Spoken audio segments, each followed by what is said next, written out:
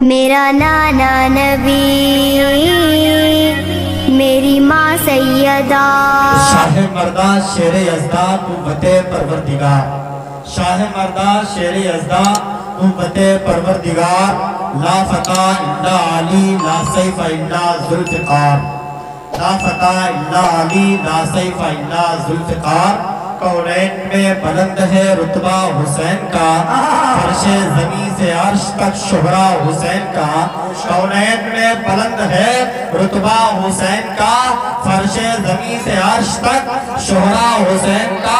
اور بے مثل ہے جہان میں کنبہ حسین کا، بے مثل ہے جہان میں کنبہ حسین کا۔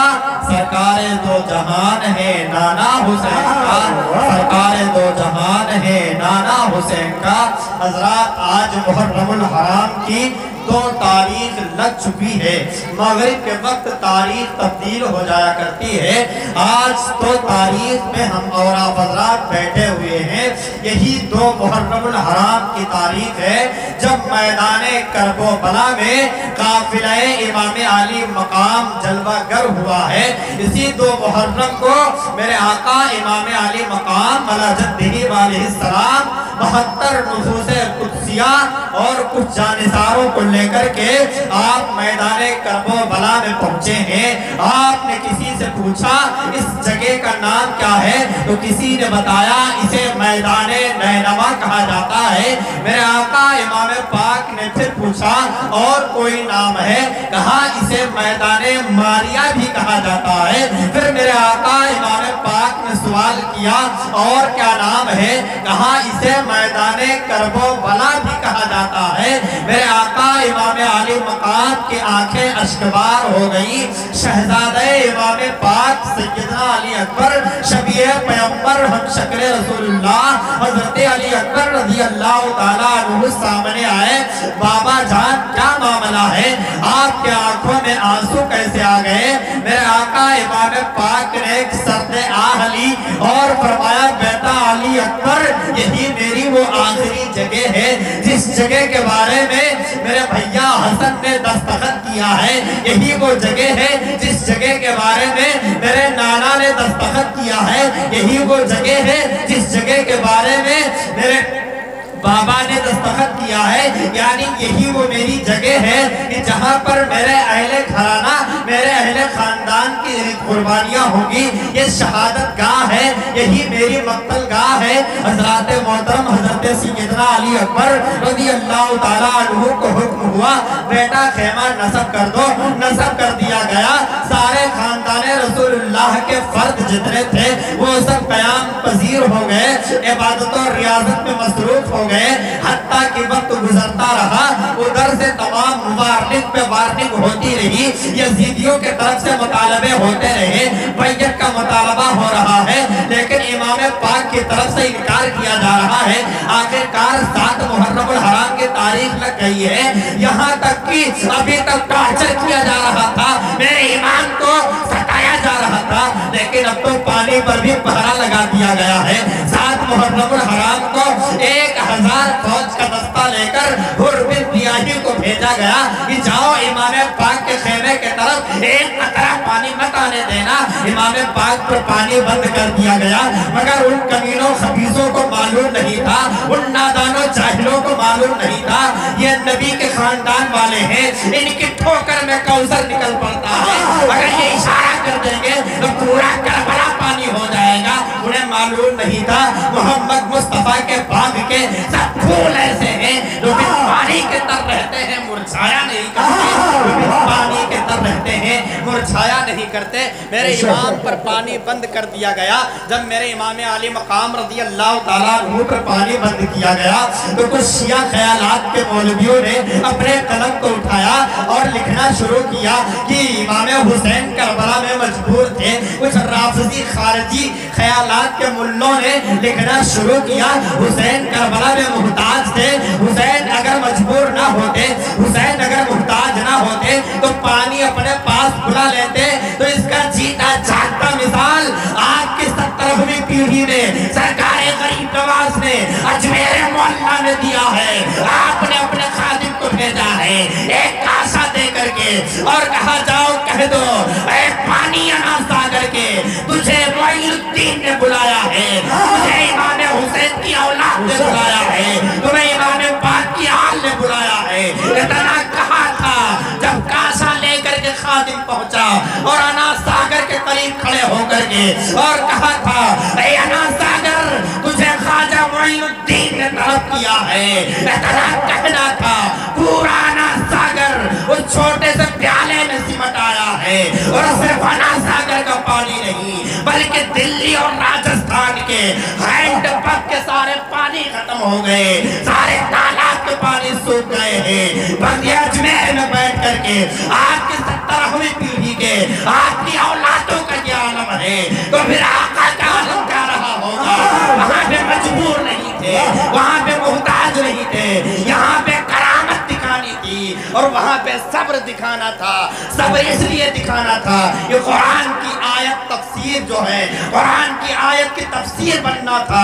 کربلا کے میدان میں حضرات محترم کہیں صبر سے کام لیا جا رہا ہے، کہیں صبر کر کے دین کو بچایا جا رہا ہے، اور کہیں کرامت دکھا کے دین کو بڑھایا جا رہا ہے۔ حضرات محترم میرے نبی کی آل کا معاملہ ہے کہ جب سرکار غریب نواز نے ایک کوزے میں پورا انا ساگر بلا لیا ہے، تو کربلا میں میرے امام پاک اگر چاہتے، کربلا میں اگر آپ کہہ دیتے تو پورا کربلا پانی ہو جاتا، کوئی پانی کو روک نہ سکتا۔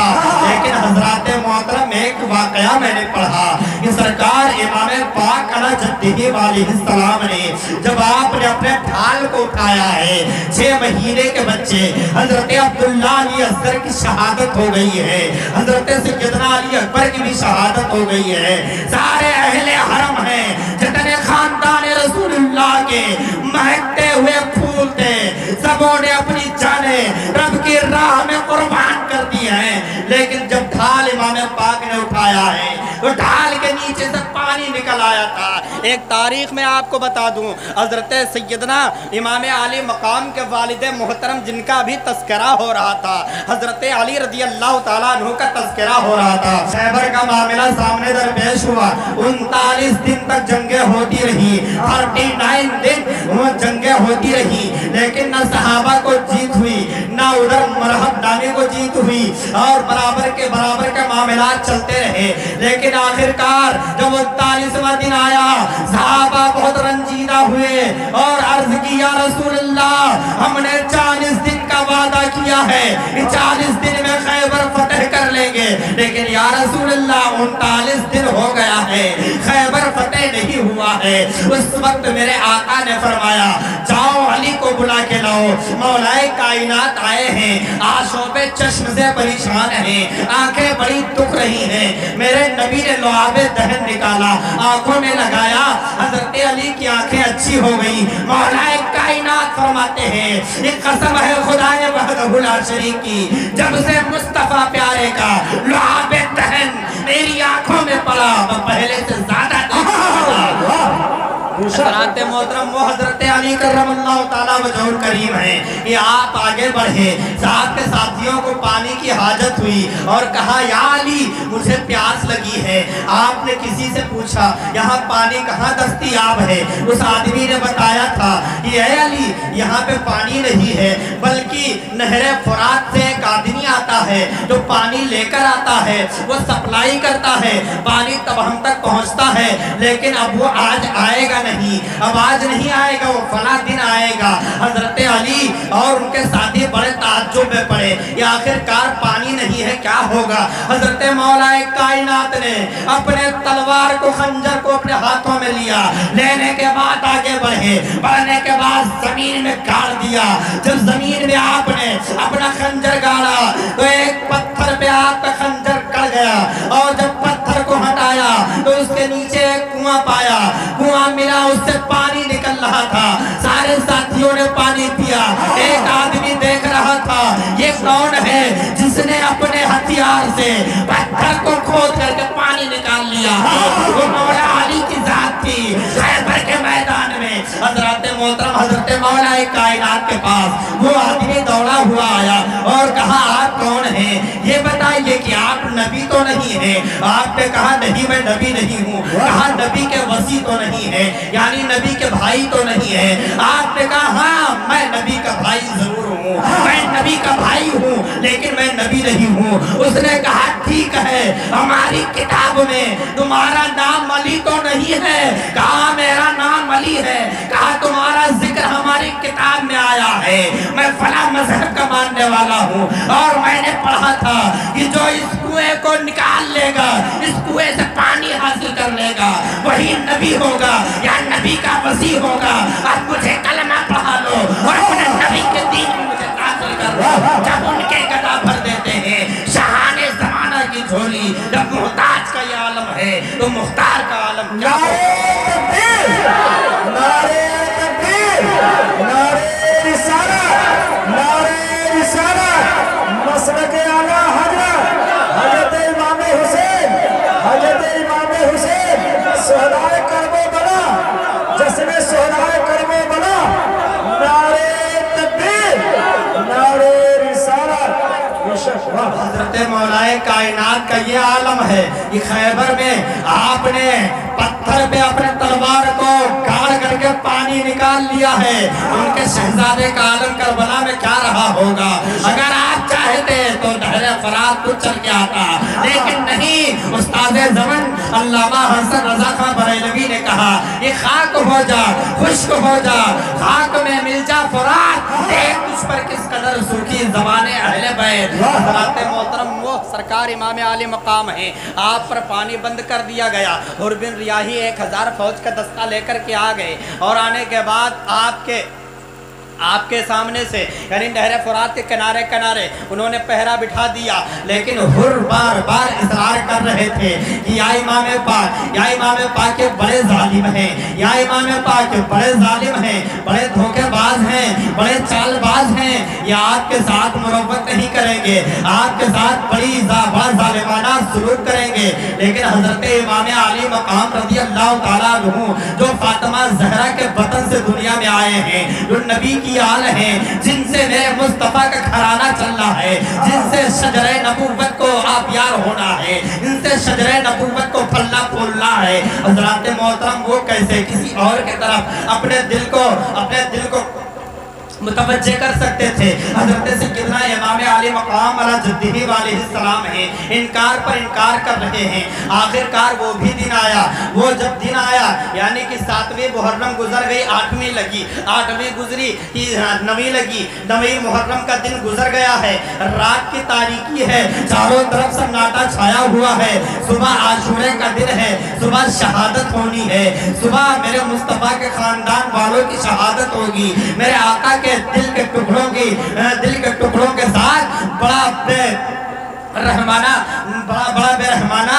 کام کیا جائے گا۔ لیکن حضرات محترم حضرت سیدنا امام علی مقام ہیں، اپنے پورے اہل حرم کو وصیت کرتے ہیں کہ آج کی پوری رات تمہیں تلاوت کرنی ہے، پوری رات تم قرآن کی تلاوت کرو، پوری رات تمہیں عبادت کرنی ہے، پوری رات تم نوافل میں گزارو، اپنے گھر کی اور اپنے اہل خاندان سے فرما رہے ہیں۔ حضرت شہر بانوں کو وصیت کر رہے ہیں، حضرت ام رباب سے کہہ رہے ہیں، حضرت سکینہ سے کہہ رہے ہیں، حضرت زینب سلام اللہ علیہ سے کہہ رہے ہیں، تمام اسلامی خواتین کو میرے آقا امام پاک تلقین کر رہے ہیں۔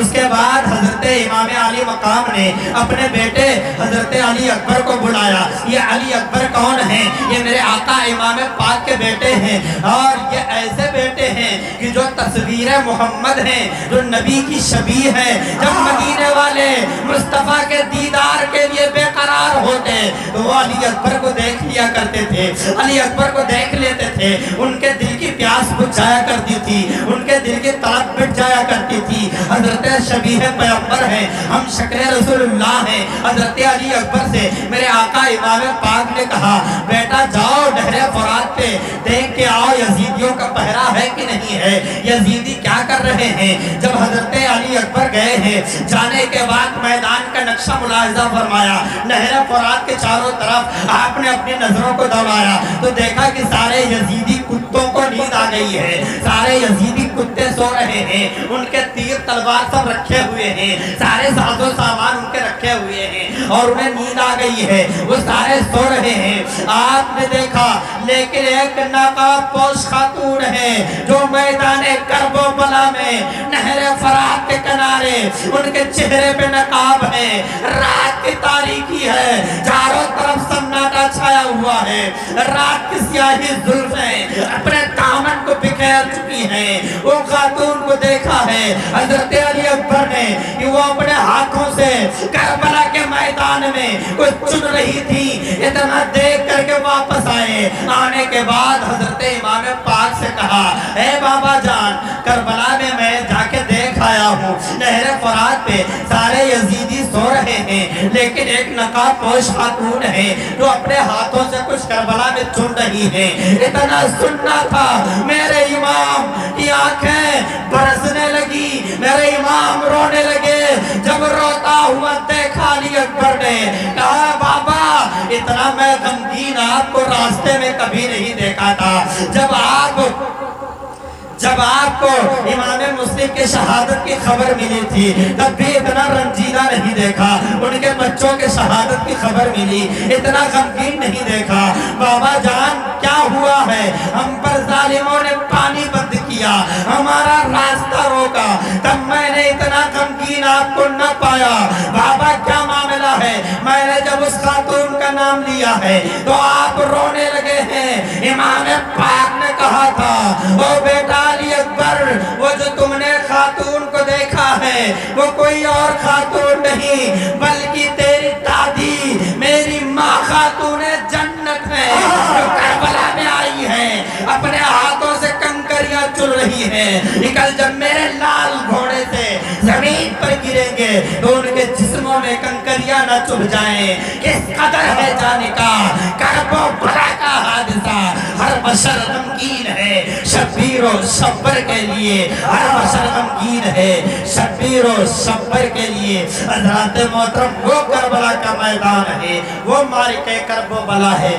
صبح کی سفیدی نمودار ہونے والی ہے، اذان فجر ہو گئی، ادھر بھی نماز ہو رہی ہے، ادھر بھی نماز فجر ہو رہی ہے۔ حضرات محترم آج لوگ کہہ دیا کرتے ہیں یار نماز سے مطلب ہے چاہے ہم سنی کے مسجد میں نماز پڑھ لیں، چاہے دیوبندی کی مسجد میں نماز پڑھ لیں، چاہے جس کی مسجد میں چلے جائیں، چاہے جس کے ابتدا میں نماز پڑھ لیں۔ امام پاک نے وہیں سے بتا دیا تھا او میرے ٹانا کے کلمہ پڑھنے والوں، تم اس کے پیچھے نماز پڑھنا، جو وفادار اہل بیت ہوگا اس کے پیچھے نہ پڑھنا جو غدار اہل بیت ہوگا۔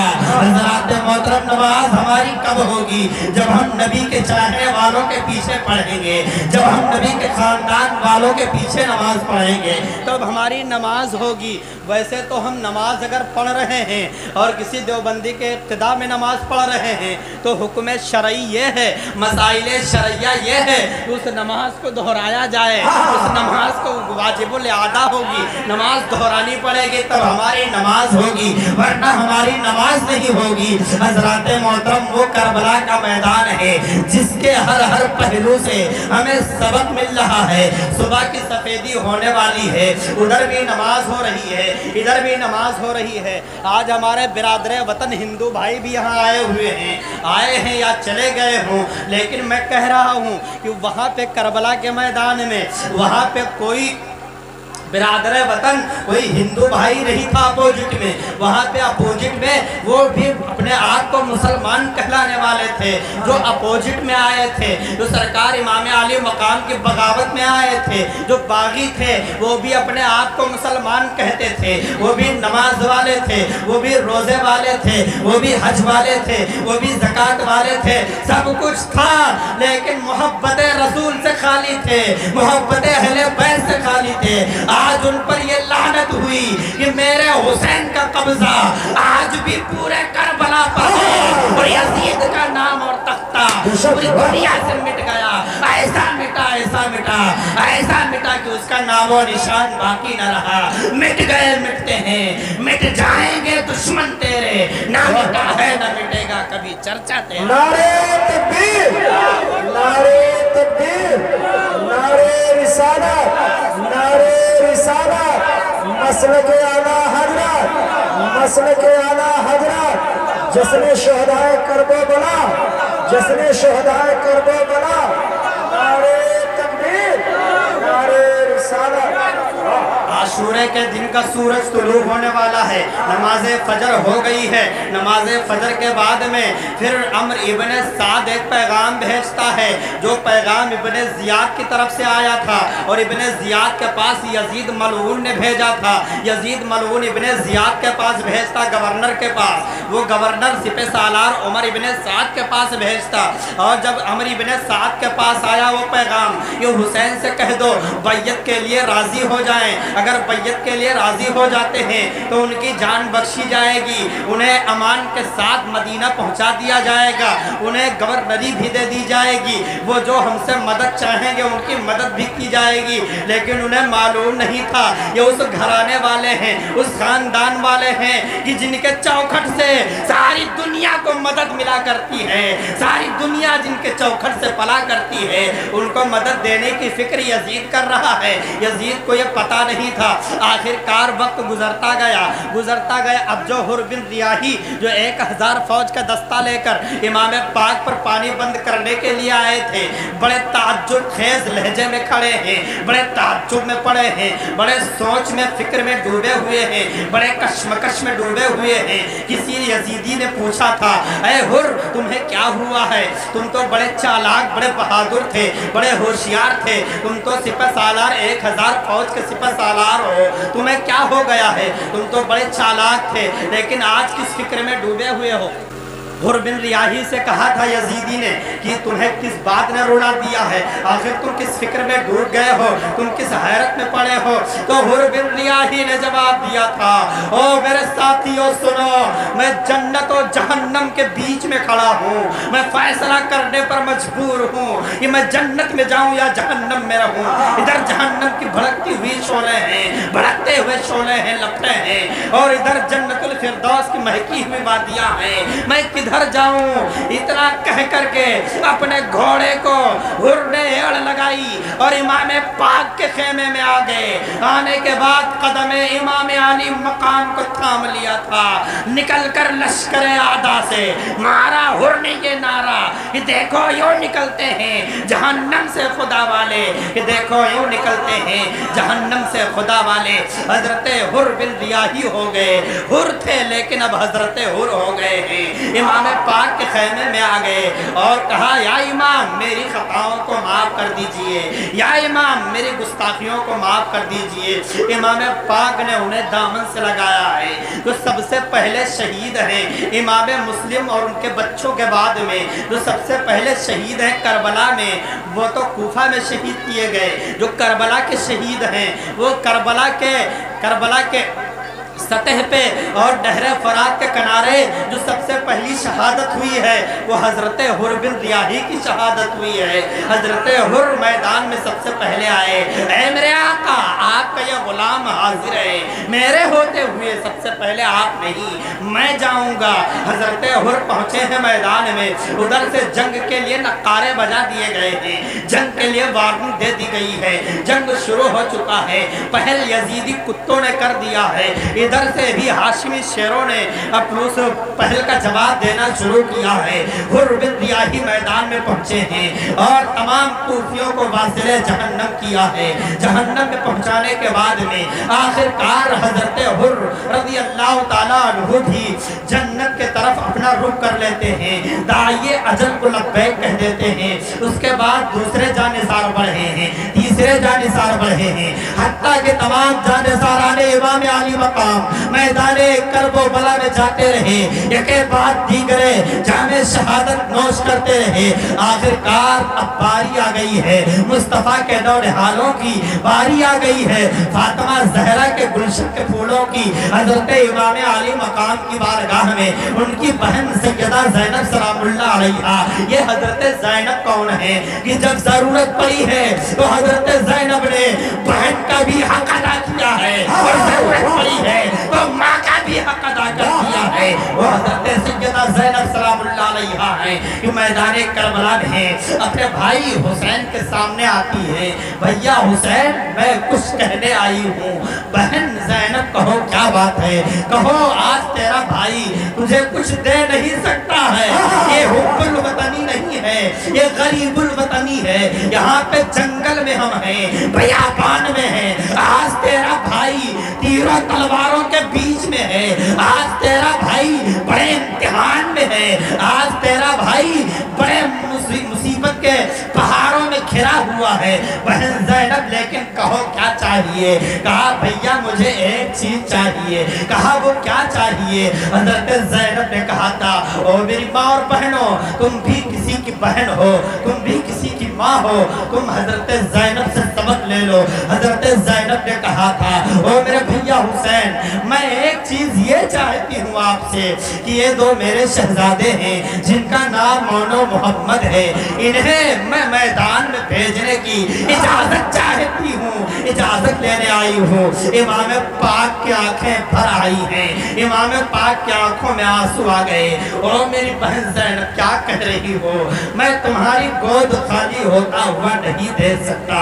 इतना सुनना था। हज़रत ज़ैनब ने कहा, भैया मेरे दिल को मत तोड़िए।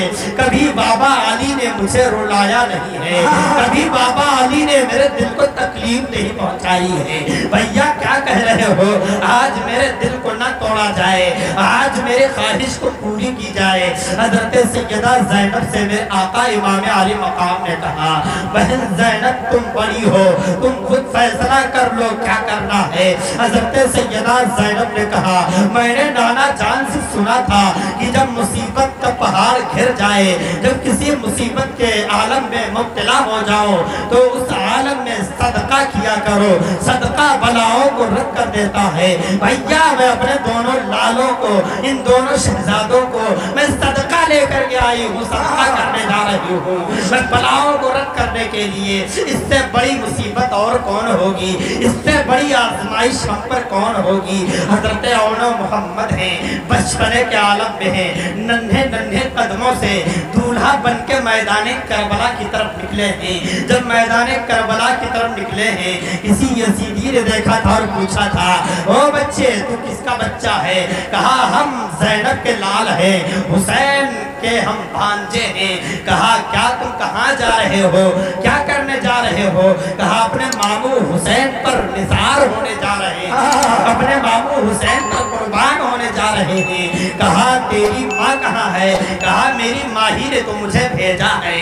हज़रात मोहतरम जब जज्बा देखा था और हौसला देखा है, मैदान में पहुंचे हैं ज़ैनब के लाल नन्हे नन्हे कदमों से, और जब जालिमों से मुकाबला हुआ है तो जानते हो मुसलमानों, तारीख के औरात बता रहे हैं कि जब औनो मोहम्मद ने मैदान करबला में मौलाए कायनात के खून का तेवर दिखाया है, जब हाशमी जौहर दिखाया है, तो सारे यजीदियों के दिल दहल गए थे। सारे यजीदी जिस तरीके से शेर के आने के बाद बकरियां भागा करती हैं, उसी तरह से भाग रहे थे। पूरे जंग का नक्शा ज़ैनब के लाल ने पलट के रख दिया है। हज़रात मोहतरम इसीलिए किसी ने कहा है कि अली का घर भी क्या घर है कि जिस घर का हर एक बच्चा जिसे देखो वही शेर खुदा होता है, जिसे देखो वही शेर खुदा मालूम होता है। आखिरकार चारों तरफ से वार होने लगे हैं, नेज़ों की अनियाँ आने लगी हैं, तीर आने लगे हैं। ज़ैनब के लाल जख्मों से लहूलुहान होते हैं और जमीन पर आए हैं। पुकारा मामू जान मेरी खबर गिरी फरमाइए। इमाम पाक गए अपने दोनों भांजों को उठाया है, उठाने के बाद खेमे की तरफ लाए हैं। इतने में हजरत सैयदना इमाम कासिम बिन हसन रज़ी अल्लाह ताला अन्हु हैं, वो सामने आए। चचा जान अब मुझसे देखा नहीं जाता है, अब औनो मोहम्मद की शहादत के बाद में अब मेरा दिल ये करता है कि अब मैं ना बैठूं बल्कि मुझे इजाजत दी जाए, मैं भी मैदान में जाना चाहता हूँ। इमाम हुसैन ने जब अपने भतीजे को देखा तो कहा बेटा हसन, बेटा कासिम तुम मेरे भाई हसन की निशानी हो, मैं अपने भाई के निशानी को मिटने नहीं दूंगा, मैं तुम्हें इजाजत नहीं दे सकता। हजरत इमाम कासिम इसरार करने लगे, आंखों से आंसू रवा हो गए। फिर एक बात याद आ गई जो वक्त रहलत वक्त विसाल हजरत इमाम हसन ने अपने बेटे कासिम के गले में एक तावीज़ पहनाई थी और कहा था बेटा कासिम जब तुम पर कोई बड़ी तुझे बड़ी मुसीबत आ जाएगी, तो इस ताबीज़ को खोल कर पढ़ लेना। आपने सोचा इससे बड़ी मुसीबत और क्या होगी। आपने ताबीज़ को तोड़ा है, तोड़ने के बाद खोला, खोलने के बाद देखा तो अली के लाल ने, शहजादे ज़मन इमाम हसन मुस्तफा ने उस ताबीज़ को यूं लिखा था, ओ मेरे बेटे कासिम, अफसोस मैं उस वक्त ना रहूंगा, एक वक्त ऐसा आएगा कि मेरे भाई हुसैन पर यजीदी जालिम जुल्म सितम के पहाड़ तोड़ेंगे, उस वक्त में मैं तो मौजूद ना रहूंगा ज़ाहिरी हयात में, लेकिन वो मेरे बेटे कासिम, मैं तुम्हें इजाजत देता हूँ ऐसे वक्त में तुम अपने चचा हुसैन पर कुर्बान हो जाना। जब उस ताबीज़ को, उस रुट्टे को पढ़ा है, इमाम कासिम चूमने लगे, चूमते हुए दौड़ कर आए हैं। आने के बाद कहा, चचा अब तो मुझे इजाजत दे दीजिए, ये देखिए मेरा बाबा, मेरे बाप ने मुझे इजाजत दे दी है और सनद दे दी है शहादत की, ये देखिए मेरे बाबा ने क्या लिखा है। हजरत इमाम हुसैन ने जब उस ताबीज़ को देखा है, अब भाई की याद दिल में हलचल मचाने लगी है, दिल में तूफान पैदा करने लगी है। इमाम हुसैन ने जब अपने भाई हसन के लिखे हुए उस पर्चे को देखा है तो इमाम पाक की आंखें भी बरसने लगी हैं और कहा, बेटा वो मेरे बड़े भाई थे, मैंने कभी उनके हुक्म के खिलाफ वर्जी नहीं की है, आज मैं तुम्हें, अब मैं कैसे रोक दूं, मैं रोक नहीं सकता, मुझ में इतनी कुव्वत नहीं है, वरना बड़े भाई के हुक्म की नाफरमानी हो जाएगी। बेटा मैं तुम्हें अब इजाजत देता हूँ। इमाम कासिम है, सर पे अमामा बांधते हैं, हाथ में जुल्फ़िकार लेते हैं, लेने के बाद घोड़े पे सवार हुए, मैदान का रुख किया है, मैदान में पहुंचे, आपने सदाएं लगाना शुरू की, है कोई यजीदी जो मेरे मुकाबले में आए। जितने यजीदी थे सबों ने अपनी तलवारें नीची कर ली हैं, सबों ने अपनी निगाहें नीची कर ली हैं। अमर इब्ने साद ने कहा था, ओ मेरे सिपाहियों, तुम में से कोई क्यों नहीं आगे बढ़ता। कहा, हम नहीं बढ़ेंगे क्योंकि इनके चेहरे में मुझे शेरे खुदा का जलाल नजर आता है, उनके चेहरे में मुझे शेरे खुदा का हैबत नजर आता है। आखिरकार उसने एक पहलवान जिसका नाम अर्जुक था, अर्जुक नामी पहलवान को बुलवाया जो 1000 फौज से अकेला लड़ता था। वह अर्जुक नामी पहलवान आया है। आने के बाद में जब देखा इमाम कासिम को तो कहा, इस बच्चे के मुकाबले में जाना मेरी तौहीन होगी। मैं अभी, मेरे 4 बेटे हैं, मैं एक को भेज देता हूँ और इस बच्चे का सर काट लाएगा। लेकिन उसे मालूम नहीं था कि अली का घर भी क्या घर है, इस घर का हर एक बच्चा जिसे देखो वही शेर खुदा मालूम होता है, जिसे देखो वही शेर खुदा मालूम होता है। हज़रात मोहतरम, आखिरकार अर्जुक नामी पहलवान ने कहा था, इस बच्चे के सामने जाना मेरी तौहीन है। उसने अपने बड़े बेटे को बुलाया, बुलाने के बाद कहा, जाओ और इस बच्चे का मुकाबला करो, इसका सर काट लाओ। वो अर्जुक का बेटा आगे बढ़ा है, हाशमी शहजादे ने उसे ज़ेरे खाक कर दिया है। दूसरा बेटा आगे बढ़ा, उसके हाथ में बड़ी कीमती तलवार थी। कहा, ये तलवार मेरे बाप ने बड़े महंगे कीमत से खरीदा है, इसका जायका अभी मैं तुझे चखाऊंगा। तो अली के पोते ने कहा था कि सुन, इसका जायका बाद में चखाना, पहले तू जुल्फ़िकार हैदरी का मजा चख ले, पहले तू हाशमी शेर की दहाड़ को देख ले। आखिरकार हाशमी शहजादे ने ऐसा वार किया कि वो भी 2 टुकड़े हो गया। तीसरा आगे आया, वो भी मारा गया। चौथा आगे आया, वो भी मारा गया। अब अर्जुक पहलवान, मैं अल-मुख्तसरन अर्ज कर रहा हूँ क्योंकि वक्त की नज़ाकत देखते हुए, मौसम नहीं थी और वक्त भी बहुत ज़्यादा हो गया है, अल-मुख्तसरन में बयान कर रहा हूँ। आखिरकार अब अर्जुक नामी पहलवान जो आना तौहीन समझता था, अपने शान के खिलाफ समझता था, अब वो आने के लिए बेकरार है, हाथी की तरह झूमता हुआ आगे बढ़ा है। आने के बाद हजरत इमाम कासिम के सामने पहुंचा। हजरत इमाम कासिम से कहा, ओ बच्चे, तूने मेरे 4 बेटों को मारा है, अब तू मेरे वार को रोक के दिखा दे। अभी मैं तुझे कैसा वार दिखाता हूँ। इतना सुनना था। उधर इमाम आली मकाम ने देखा कि मेरे बच्चे के मुकाबले में शाम का सबसे बड़ा पहलवान आया हुआ है। हजरत इमाम आली मकाम ने अपने हाथ को आसमान की तरफ उठाया और اور کہا ہے مولا اس سے کیا مطلب حاصل ہونے والا؟ نعرے تکبیر، نعرے تکبیر، نعرے رسالت، نعرے رسالت، مسلک اعلیٰ حضرت، نعرے تکبیر، نعرے رسالت۔ حضرت امام پاک رضی اللہ علیہ السلام نے اپنے ہاتھ کو آسمان کی طرف بلند کیا، اے میرے مولا میرے بچے کے لاج کی تو حفاظت فرما، میرے بچے کی حفاظت فرما۔ اے مولا کائنات کے شہزادے نے دعا فرمائی ہے، دعا مستجاب الدعوات ہوتی ہے اور نبی کے خاندان کی دعا فوراً قبول ہوتی ہے۔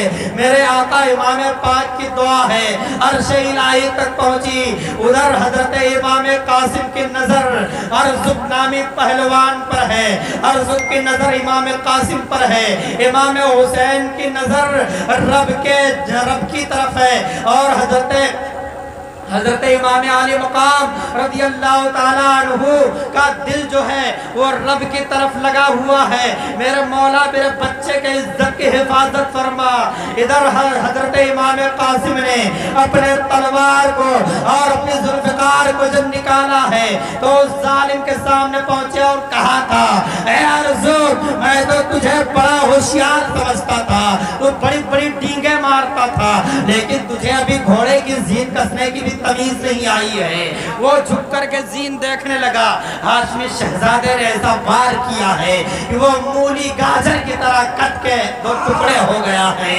حضرت امام قاسم نے کہا تھا، اے چچا آسمان کی طرف سے اپنے ہاتھوں کو نیچے کیجئے، وہ دیکھئے آپ کی دعا اللہ نے قبول فرما لی ہے، یہ میری تلوار چمکی ظالم تڑپ رہا ہے۔ حضرت امام قاسم نے ارزق نامی پہلوان کو بھی جہنم میں پہنچا دیا، حتیٰ کہ یہ کے بعد دیگرے تمام لوگ آپس میں مل کر کے حملہ کرتے ہیں، چاروں طرف سے تیر تلوار آنے لگے۔ حضرت امام قاسم کی بھی شہادت ہوئی، حتیٰ کہ سارے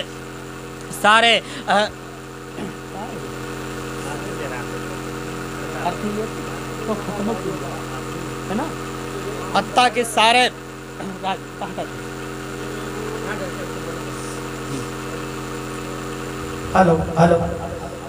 حتیٰ کہ سارے خاندان رسول اللہ کے ایک ایک فرد اپنی جانیں رب کی راہ میں قربان کر چکے ہیں اسلام کی حفاظت کے لیے، اسلام کی آبیاری کے لیے، لیکن اسلام آواز دیتا رہا کربلا کے ریگستان سے کہ مجھے ابھی بیلٹ کی ضرورت ہے۔ عبداللہ علی اصغر کا بیلٹ لگ گیا، اسلام نے تب بھی آواز دی حسین نبی مجھے بیلٹ کی ضرورت ہے، اتنے میں علی اکبر کا بیلٹ لگ گیا، تب بھی اسلام نے آواز دی کربلا کے ریگستان سے مجھے ابھی بیلٹ کی ضرورت ہے۔ حتیٰ کہ سارے مصطفیٰ جان رحمت کے خاندان کے ایک ایک خونوں نے اپنا اپنا خون دے دیا اسلام کو، لیکن اسلام آواز دیتا رہا مجھے ابھی خون چاہیے، ابھی میں مکمل نہیں ہوا ہوں۔ آخرکار امام علی مقام نے جب میدان کربلا میں پہنچے ہیں اپنا آخری مرتبہ میں اپنا بیلٹ دیا ہے، اسلام تر و تازہ ہو گیا۔ آج تک اسلام کو ہے فخر تیری ذات پر، جان دی بیعت نہ کی لیکن یزیدی ہاتھ پر۔ آج کسی کے ہاں بچہ بیمار ہو ڈاکٹر بلڈ مانگ لے، خون مانگ لے، جو گھر کا ہوگا بھائی ہوگا اس کا بلڈ گروپ اس کو سوٹ کرے گا، اسی کا لگے گا۔ اسلام حسین کے نعرہ کی جاگیر ہے، اس لیے ان کے خاندان کے خون کی ضرورت تھی۔ جب اسلام کو پسمردہ کر دیا گیا، جب اسلام کو دبانے کی کوشش کی گئی، جب یزید نے اسلام کو تار تار کرنا چاہا، جب یزید نے اسلام کو تار تار کرنا چاہا، جب یزید نے اسلام کو مٹانا چاہا، جب یزید نے اسلام میں مداخلت کرنا چاہا، جب یزید نے شریعت کو تبدیل کرنا چاہا، جب یزید نے حرام کو حلال کرنا چاہا، اس وقت اسلام کو شریعت کو ضرورت پڑی ہے، مصطفیٰ جان رحمت کے خاندان کے خون کی ضرورت پڑی ہے۔ کبھی علی اصغر کا خون لگ گیا، کبھی علی اکبر کا خون لگا، کبھی امام قاسم کا خون لگا، کبھی اونا محمد کا خون دیا، کبھی عباس لمبردار کا خون دیا، سب کا خون دے دیا، لیکن اسلام کو شوٹ نہ ہوا، میچ نہ ہوا۔ جب اسلام کو حسین کا بلڈ ملا تو اسلام ایسا کھلا ساری دنیا میں اسلام کا پرچم پڑا. نعرہ تکبیر، نعرہ تکبیر، نعرہ رسالت، نعرہ رسالت، مسلک اعلیٰ حضرت، مسلک اعلیٰ حضرت، جشن شہدائے کربلا، جشن شہدائے کربلا، نعرہ تکبیر، نعرہ رسالت. واہ. آج کوئی مجھے بتا دے یزید کا نام و نشان تک باقی نہیں، یہاں تک کہ یزید کے قبر کا بھی پتہ نہیں ہے. کچھ لوگ بتاتے ہیں ایک کوڑا پھینکنے والی جگہ دمشق میں ہے، اسی کوڑے دان کے نیچے یزید کہیں دبا ہوا ہے، اس کی قبر کہیں دبی ہوئی ہے.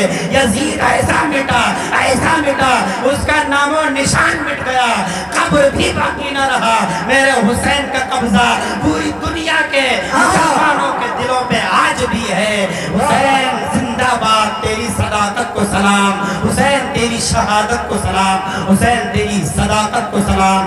آج تک اسلام کو ہے فخر تیری ذات پر، جان دی بیعت نہ کی لیکن یزیدی ہاتھ پر، نہ مسجد میں نہ بیت اللہ کی دیواروں کے سائے میں نماز عشق ادا ہوتی ہے، تلواروں کے سائے میں. یہ جا کر کاش کہہ دیتا کوئی باطل کے لشکر سے بڑی مہنگی پڑے گی دشمنی آل پیغمبر سے.